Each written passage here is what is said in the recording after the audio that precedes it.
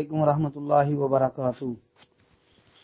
یہ بھائی کا سوال کہ مسافر آدمی سفر والی نماز کتنے دن تک پڑھے گا، یعنی دکانہ کتنے دن کرے گا؟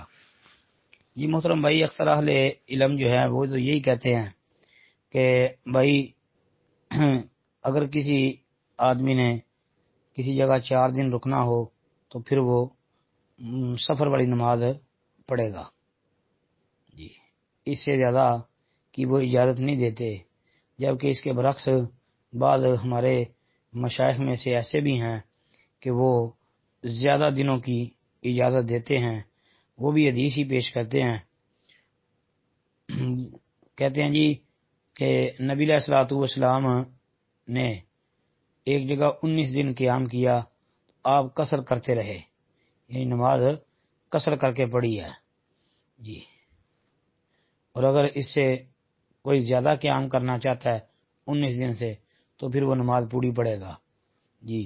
یہ 19 دن والی حدیث یہ صحیح بخاری کے اندر آتی ہے جی، تو اس پر بھی فتویٰ ہے۔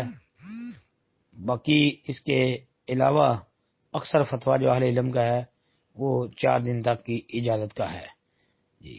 باقی آپ مفتیان کرام کے فتاوی جات ان کو سامنے رکھ لیں، انہوں نے دلائل بھی دیے ہوئے ہیں، تفصیلی بحث بھی موجود ہے، تو انشاءاللہ بہت فائدہ ہوگا جی۔ السلام علیکم ورحمۃ اللہ۔